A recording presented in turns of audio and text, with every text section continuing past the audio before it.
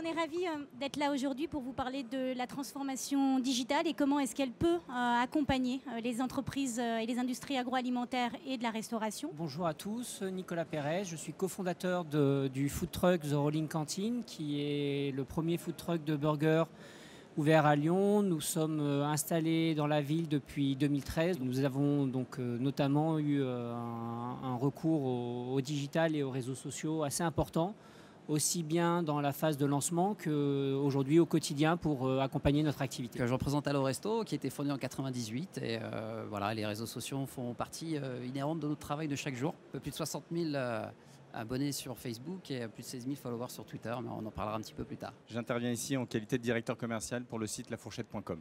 Vous êtes né avec le digital? Tout à fait, on est donc, comme je vous le disais, né en 2013. C'est posé à nous une double problématique n'étant pas issu spécialement du milieu. La première était de faire venir les gens une première fois à notre camion et la seconde était de faire en sorte qu'ils reviennent. Très rapidement, on a constaté la nécessité en fait, d'avoir une relation et une prise directe avec notre clientèle. Dès le début de notre activité, on a ouvert une page Facebook, on a ouvert un compte Twitter, on a ouvert un site internet. Aujourd'hui, on compte presque près de 3000 abonnés Facebook avec qui on est donc en contact tous les jours. On a 400-500 suiveurs sur Twitter et notre site internet est visité entre 15 et 20 fois par jour. Aussi bien pour rentrer en contact avec nous, pour nous demander pour des événements, que pour pouvoir suivre en fait, le circuit que l'on fait avec le camion. La Fourchette aujourd'hui est une plateforme avant tout d'inspiration et d'aide à la réservation. 13 000 restaurants partenaires dans 4 pays, bientôt 9 pays. Aujourd'hui, nous sommes actifs en France, en Espagne, en Belgique et en Suisse et prochainement dans d'autres pays. La volonté de la Fourchette, elle est avant tout d'apporter un service impeccable dans le traitement de la réservation, que ce soit bien évidemment pour le client final, l'internaute, mais avant tout pour le restaurateur. Il est bien évidemment hors de question de perturber le restaurateur dans son quotidien. Il faut que nous soyons avant tout une aide. Et pour ce faire, le parcours de réservation fait qu'aujourd'hui, un internaute peut trouver et réserver une table en moins de 30 secondes sur la plateforme lafourchette.com.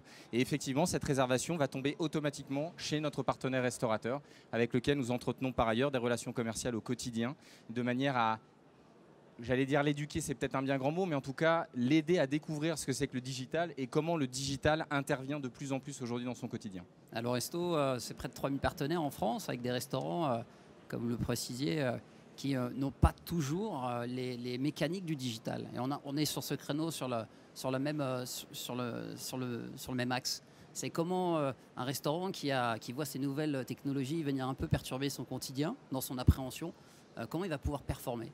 Et nous, on est sur Allo Resto sur de la livraison uniquement. Tout ce qu'on a dit de la fourchette, on se déplace dans le restaurant. Allo Resto, on reste à la maison. Et Allo Resto va aider les restaurateurs aussi à avoir une présence plus grande et parfois aussi étendre leur zone de chalandise et leur donner des perspectives d'ouverture de business. Et ça, c'est assez important. Et après, on va les aider au mieux à comprendre ce que c'est un client digital. Allo Resto draine des avis sur son site qui sont importants pour nos clients. Et donc, c'est l'importance de ces avis et on essaye d'éduquer et de faire comprendre aux restaurateurs comment s'en sortir avec une commande digitale. Puis la base, c'est qu'au final, on fait des métiers d'accueil. Et il y a un accueil du client digital, comme un accueil du client qui passe le pas de notre porte. Et il y a des mécaniques pour ça.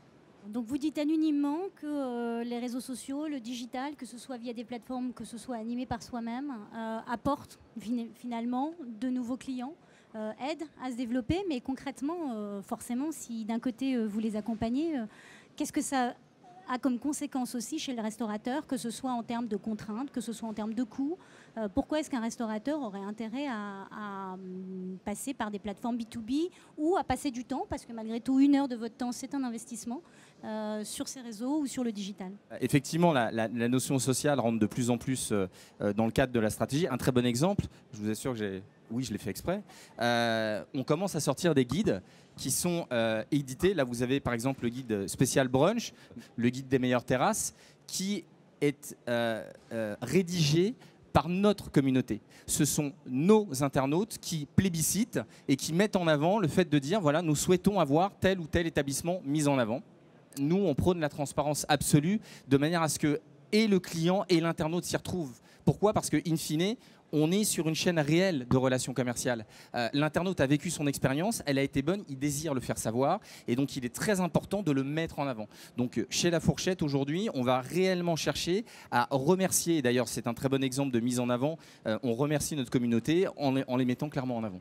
C'est quoi, des toques d'or chez Allo Resto? Resto d'or. Resto Il y a un label Resto d'or qui va récompenser la qualité du restaurateur sur la livraison et la qualité de sa cuisine. Ça donne des repères aux clients. Et ces repères de notes sont des vecteurs pour rassurer le client. Et un client rassuré est un client heureux aujourd'hui sur Internet. Vous avez eu, vous, des expériences qui vous ont fait réfléchir, qui vous ont permis d'avancer?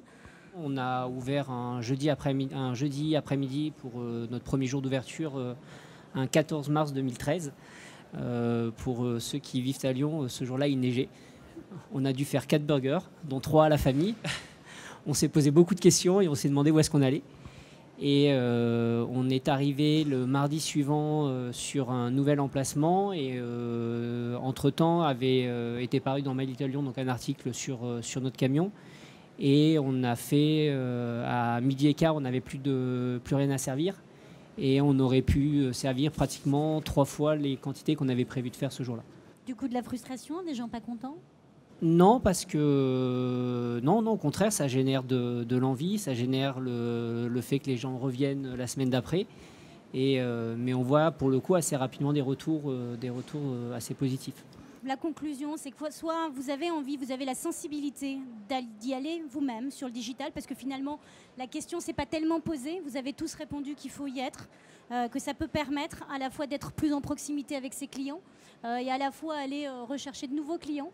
Soit on a l'envie et la volonté de le faire soi-même, soit aujourd'hui il existe des plateformes, on avait 2 exemples mais il y en a d'autres, d'y aller. Merci.